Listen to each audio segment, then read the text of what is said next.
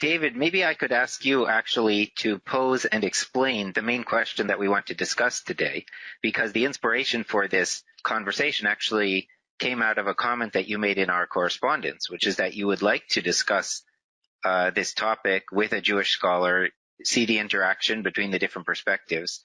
So I'll stop there. Maybe I'll let you explain the question, in fact. Well, I think Jews, Christians, everyone, Muslims are all agreed that God is unchangeable. God makes his own mind up, and we don't change his mind, and he doesn't change his mind over time.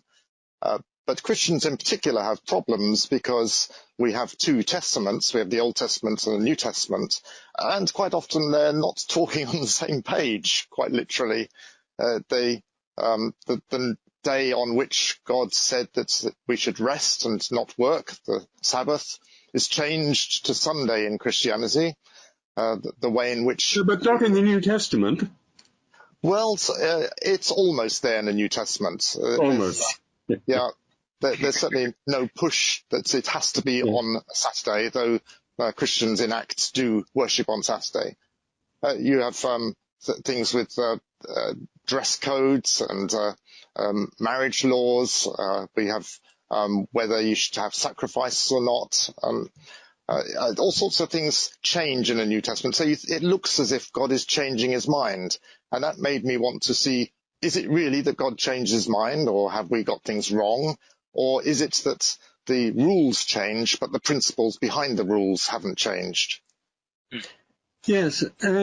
I think I came into the question of whether God changes his mind from slightly different perspectives there.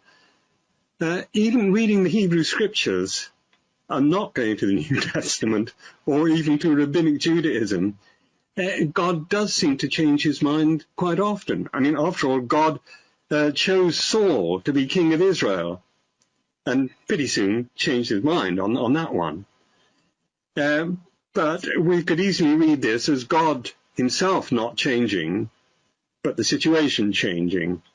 But this does raise the broader question of, if God says something, or the prophets record that God said something, whatever it is this an eternal message in the sense that it's totally unchanging, or is it a message from the eternal God who is unchanging, but expressed in human language? Everything has to be expressed in human language, or it's not conveyed to us. So this is really, I suppose, what has always started me thinking about the question of God changing his mind.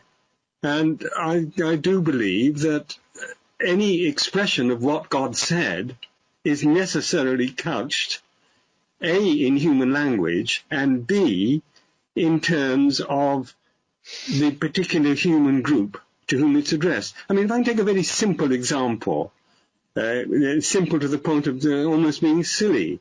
We read in the synagogues yesterday, well, we weren't in the synagogues because of the virus, but what we would have read, and we read at home, was Leviticus chapter 11. And you've got there a list of forbidden and permitted animals and birds and fishes and whatnot. So sort of basically we are told you can go ahead and eat sheep, cows and goats, but not pigs and camels and this sort of stuff. Now, God revealed this to Moses in the desert in Sinai. And people are about to enter the promised land where they would have pigs, sheep and goats and whatever it is. And they'd also perhaps see a few pigs in the marshes, and people were riding camels. Okay. What would happen if God, instead of choosing the Israelites, had chosen a tribe of indigenous Australians? He would have no doubt have wanted to tell them what's good for them to eat and how to be a holy people.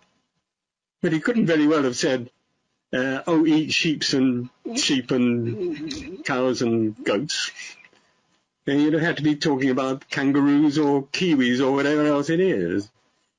So, yes, God is eternal, but the way he expresses himself has to relate to a particular language and a particular society.